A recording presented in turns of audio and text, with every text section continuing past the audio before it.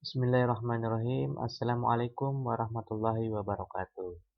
Pada pertemuan ini, untuk mata kuliah instrumentasi dan pengendalian proses, kita akan membahas tentang pengendalian umpan balik dan fungsi dari transfer loop tertutup. Ya. Capaian pembelajaran pada pertemuan ini yaitu Anda diharapkan mampu menjelaskan konsep pengendalian umpan balik dan Anda juga mampu menjelaskan fungsi transfer loop tertutup. Nah, sehingga yang menjadi pembahasan kita yang pertama adalah pengendalian umpan balik, kemudian fungsi transfer loop tertutup. Nah, kita mulai dari pembahasan yang pertama yaitu pengendalian umpan balik. Ya. Jadi, prinsip sistem pengendalian umpan balik itu adalah mengukur variabel proses, ya. Jadi, mengukur variabel proses kemudian melakukan koreksi melalui perubahan MV, manipulate variable, bila nilai variabel proses tidak sesuai dengan yang diinginkan. Nah, jadi logika kerjanya, alat pengendali akan melakukan tindakan setelah gangguan memberikan akibat pada proses. Nah, konsep pengendalian umpan balik. Ya. Jadi, misalnya suatu proses kimia secara umum ditunjukkan melalui gambar 61A memiliki output Y, kemudian potential disturbance atau gangguan itu D, dan manipulate variabel M. Ini adalah prosesnya. Nah, sehingga tujuan pengendalian proses dilakukan untuk menjaga nilai outputnya, ya, ianya tetap pada sesuatu set point. Nah, sehingga menjadi gambar ini. Jadi proses ini kemudian manipulate variabelnya, disturbance-nya, outputnya. Jadi dalam sistem pengendalian umpan balik itu ketika outputnya ya aktual itu akan diukur melalui measuring variabel ya. Jadi setelah dia diukur di sini di measuring variabel itu entah itu sensor, alat ukur pada measuring variabel ini setelah dia diukur aktualnya, nilai aktualnya, maka dikirimkan ya. Dikirimkan ke sini untuk dihitung nilai errornya, perbedaan antara aktual dengan set point. Jadi di sini adalah set point, di sini adalah aktualnya. Ketika aktualnya telah diukur, maka dikirimkan lalu dihitung berapa perbedaan antara aktual dengan set point. Baru masuk di controller, controller ini akan memutuskan ya apakah final control element ini diaktifkan atau tidak gitu untuk memberikan perintah ke final control element ya, entah di sini misalnya katup atau dia di sini saklar atau apapun itu ya, apakah misalnya katupnya dibuka atau ditutup, apakah saklarnya on atau off. Nah, itu kontrol yang akan memerintahkan disesuaikan dengan sinyal ini tadi ya.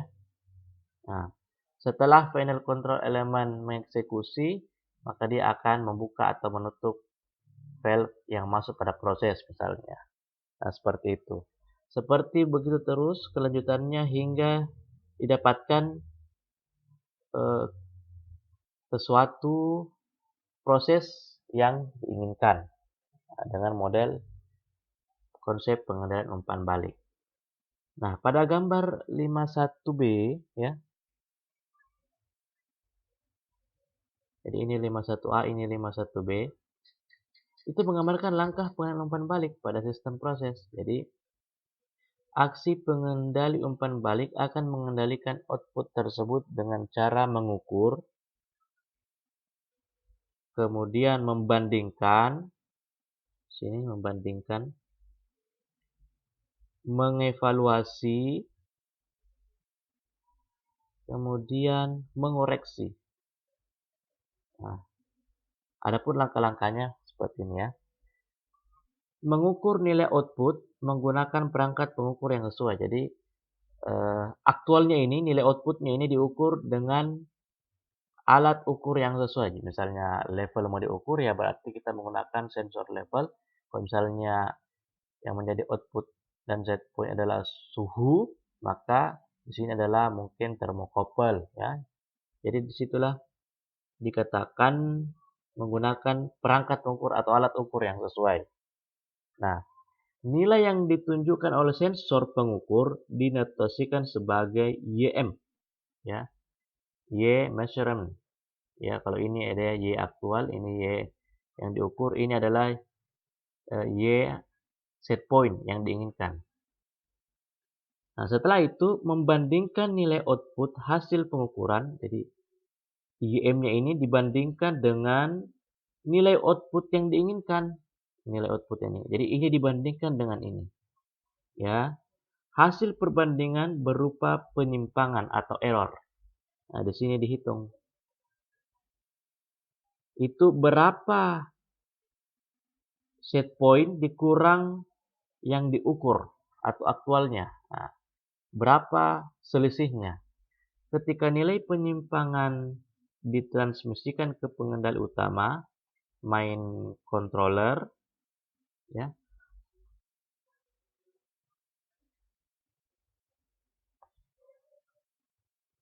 Pengendali utama kemudian mengubah nilai manipulate variabel dengan cara tertentu untuk memperkecil E. Jadi pengendali utama ini akan kemudian mengubah nilai dari MV-nya, manipulate variabelnya. Nah, jadi pengendali utama ini akan memberikan perintah ke final control element. Nah, contoh misalnya kata apakah dia dibuka atau ditutup untuk mengubah manipulate variabel input ke proses seperti itu. Ya. Nah, controller tidak mengubah nilai manipulate memang secara langsung, ya. Jadi controller itu tidak bisa mengubah nilai manipulate variabel secara langsung memang, tetapi melakukannya melalui peralatan yang disebut pengendali akhir, final control element, misalnya katup, atau saklar, dan lain-lain, ya. Tergantung pengendalian proses itu diaplikasikan pada proses apa gitu, seperti itu. Sistem pengendalian umpan balik baik manual maupun otomatis dapat dilukiskan dengan diagram blok pada gambar 52 berikut. Jadi pada gambar 52 ini sistem pengendalian umpan baliknya ini, ya. Baik itu manual maupun otomatis itu dilakukan pada diagram blok seperti ini, ya. Nah, inilah diagram blok untuk pengendalian umpan balik. Jadi ada set point, kemudian di sini diukur nilai errornya.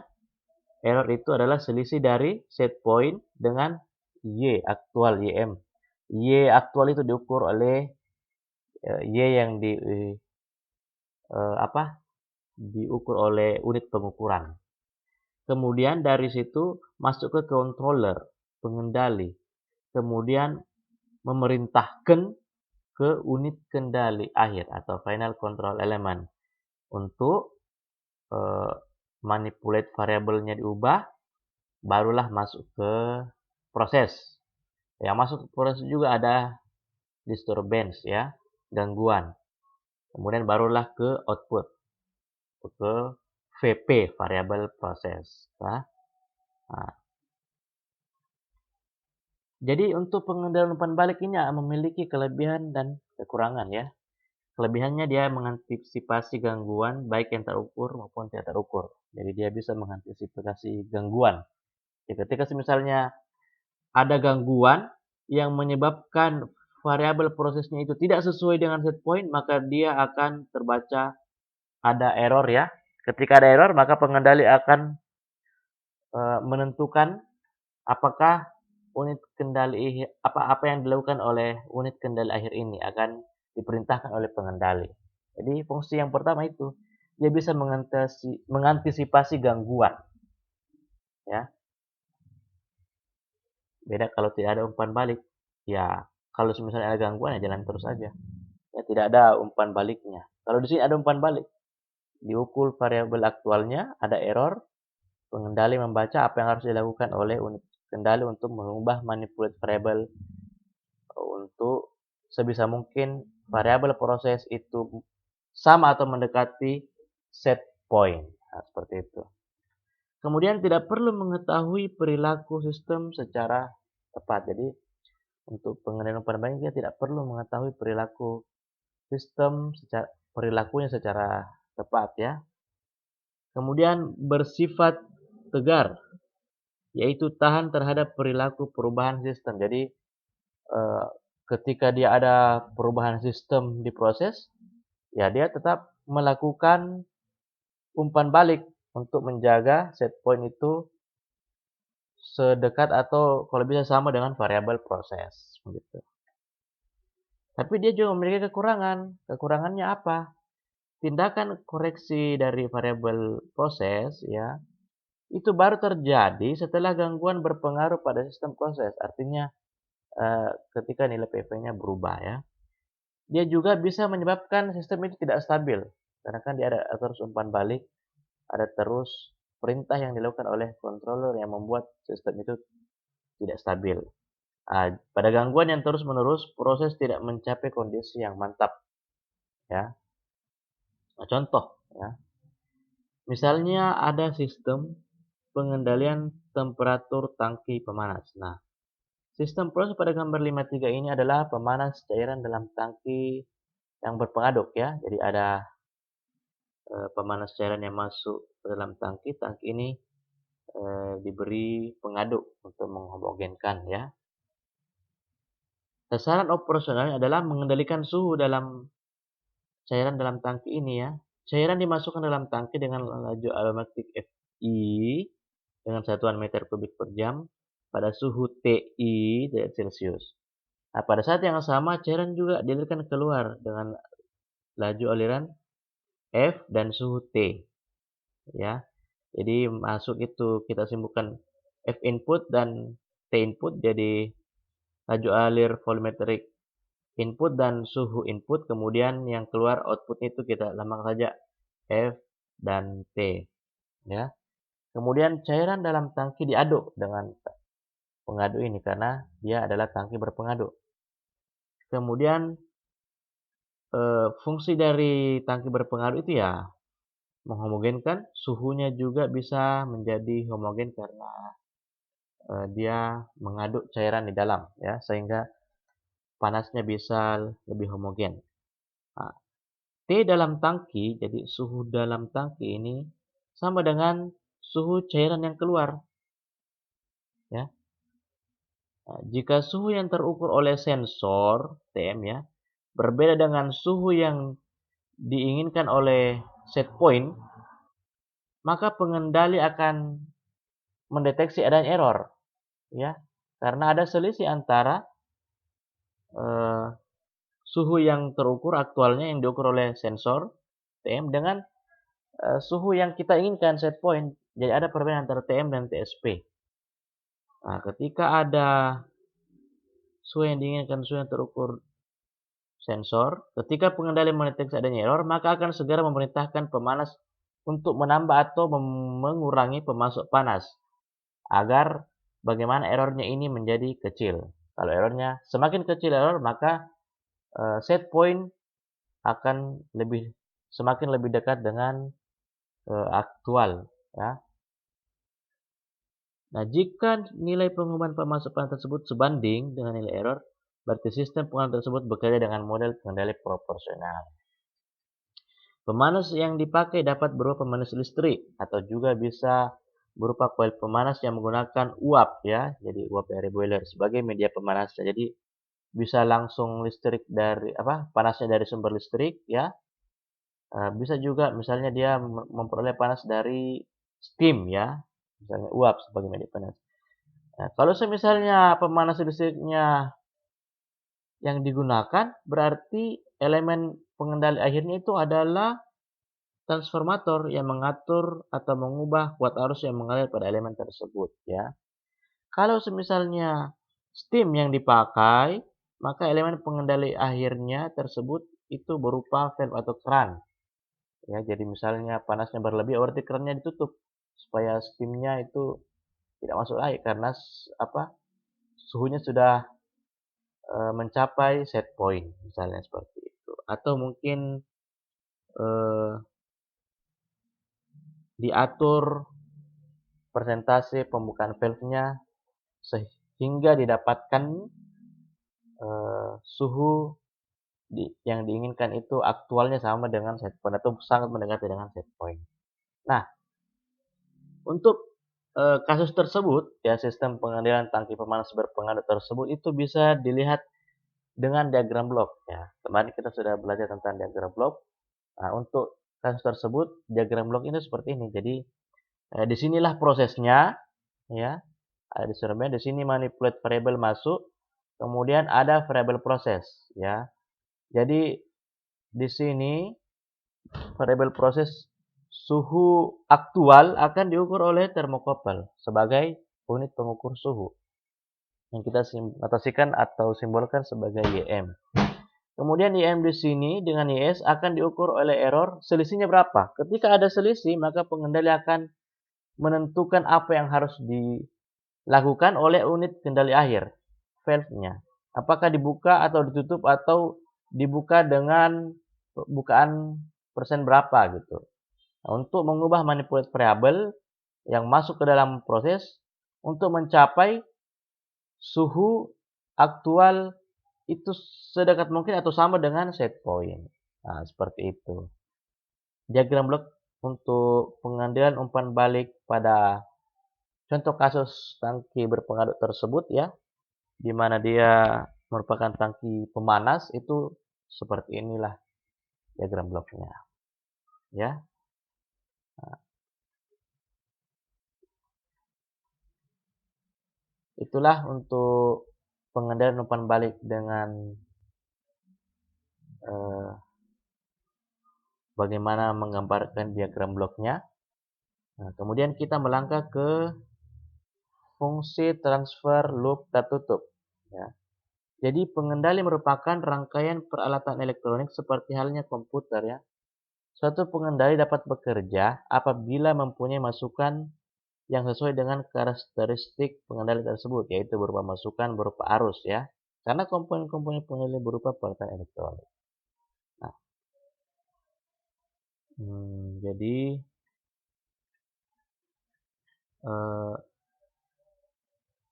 ini merupakan fungsi transfer loop tertutup ya. Jadi ini merupakan suatu diagram blok dari sistem loop tertutup ya, sistem kendali loop tertutup.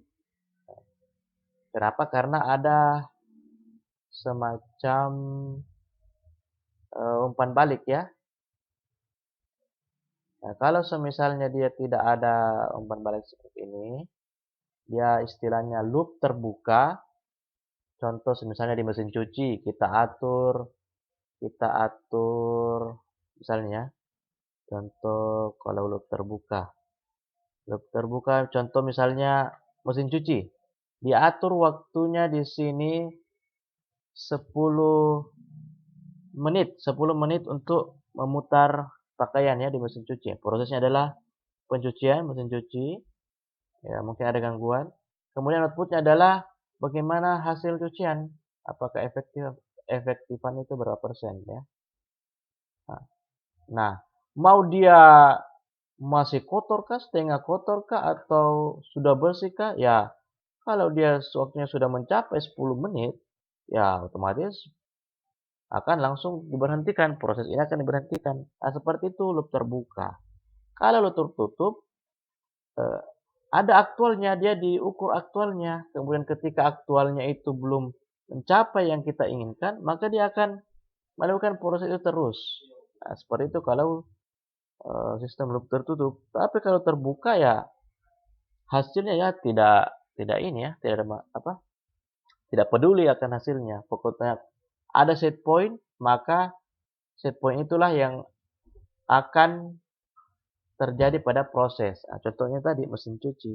Nah, seperti itu. Contoh misalnya pembakar roti ya. Kalau kita misalnya alat itu di set bahwa membakar roti selama 2 menit misalnya, ya, dia tidak akan melihat variabel prosesnya. Misalnya rotinya itu apakah sudah gosong atau belum belum pas atau dia masih setengah, masih perlu, dia tidak peduli itu ya. Pokoknya ketika waktunya sudah 2 menit di set point, maka dia akan melakukan proses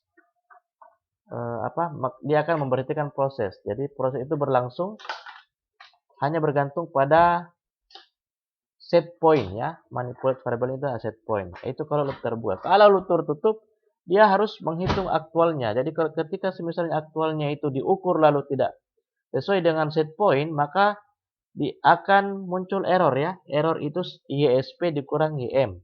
Set point dikurang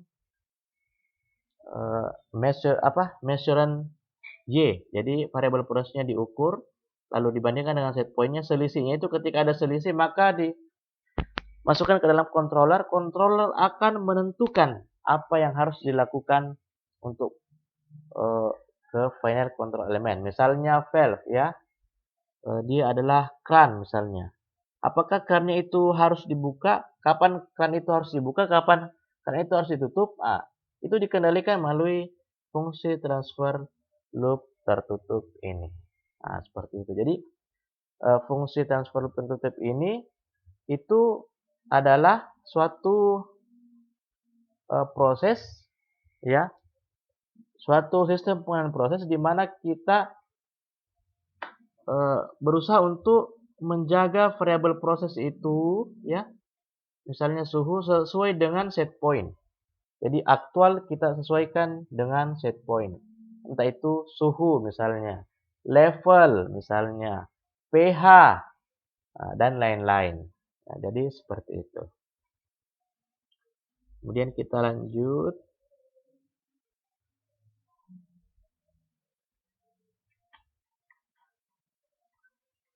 Ini ya. Jadi besaran-besaran proses kimia jarang terukur dalam bentuk arus listrik memang ya. Sebelum menjadi masukan pengendali, besaran-besaran ini harus dikonversi terlebih dahulu menjadi besaran arus dengan menggunakan peralatan yang namanya apa? Transducer atau converter. Setelah mengalami konversi, besaran tersebut akan dapat dijadikan sebagai masukan pengendali. Nah, untuk itu kuota arus standar yang digunakan itu biasanya 4 sampai 20 ya. Nah, berarti ini kita mau jelaskan dulu masing-masing variabel pendali. Nah, masukan misalnya ya, masukan. Masukan pengendali berasal dari variabel yang dikendalikan dan set point. Set point itu maksudnya harga variabel yang dikehendaki. Set point ini ditentukan oleh operator dengan cara memasukkan nilai yang diinginkan ke pengendali. Misalnya kita mau suhu berapa? Suhu 100 Celcius misalnya. Si pengendali ini akan menginput nilai ke pengendali. Nah, variabel yang dikendalikan berasal dari proses. Misalnya suhu kah, kecepatan aliran, tekanan, dan sebagainya. Nah, besaran ini akan diukur oleh sensor, kemudian diubah transducer transmitter menjadi besaran kuat arus. Selisih antara set point variabel dikendalikan yang dinamakan error, yang selanjutnya menjadi masukan pengendali. Masukan ini umumnya dikonversikan dengan kuat arus sebesar 4-20 ya. Kemudian outputnya keluaran. Apabila alat pengendali menerima masukan berupa error, pengendali akan memberikan respon yang disebut keluaran dan selanjutnya akan mengaktifkan elemen pengendali akhir. Keluaran pengendali selain dinyatakan sebagai besaran arus 4-20 juga dapat dinyatakan dalam persen keluaran. Ya, dalam hal ini kuat arus 4 ya, ekivalen dengan keluaran 0%, sedangkan 20 ekivalen dengan keluaran 1%. Error itu penyimpangan antara variabel yang dikendalikan dengan set point ya. Pada sistem pengendalian error dinyatakan dalam satuan kuat arus atau persen.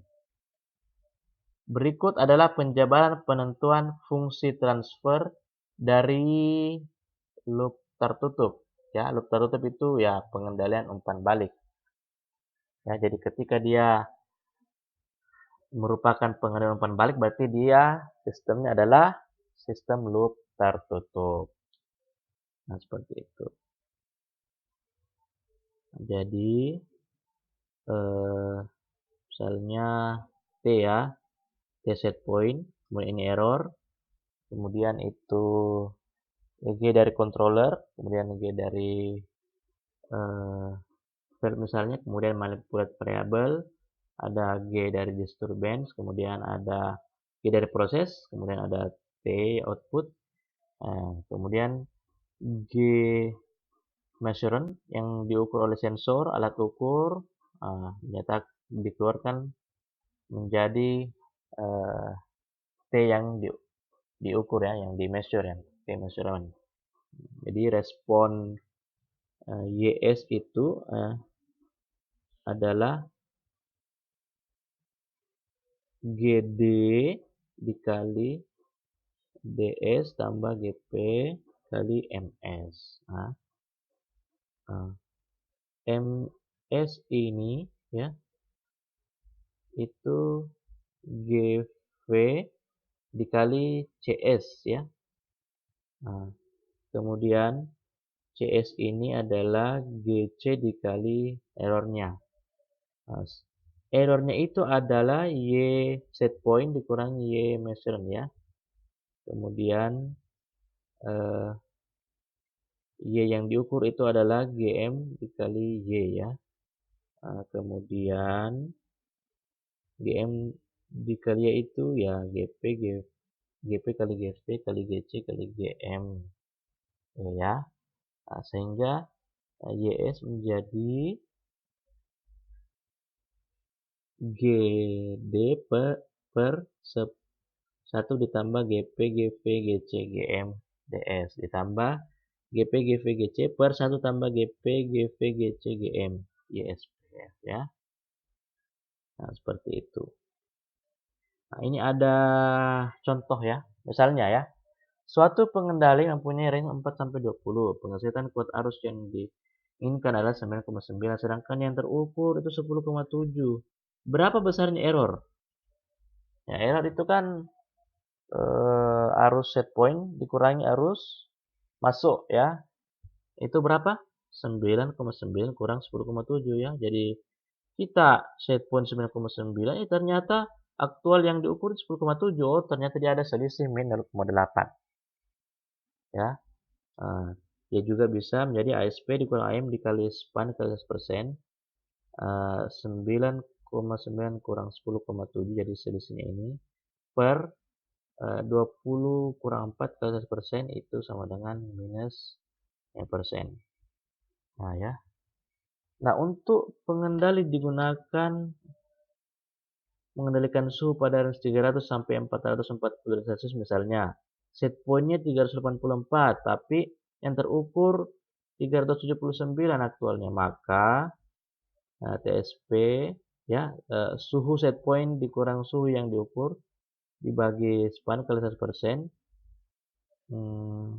Jadi selisihnya berapa? 384 kurang 379. Kemudian range-nya itu berapa? 440 sampai 300 kali 100 itu berarti 4% ya. Kemudian suatu alat pengendali digunakan untuk mengendalikan kecepatan motor dari 140 sampai 600. Nah, signal pengendali berupa kuat arus sebesar 4 sampai 20. Oke. Berapa kuat arus yang harus dikeluarkan oleh alat pengendali jika diinginkan motor berputar dengan kecepatan 310 rpm?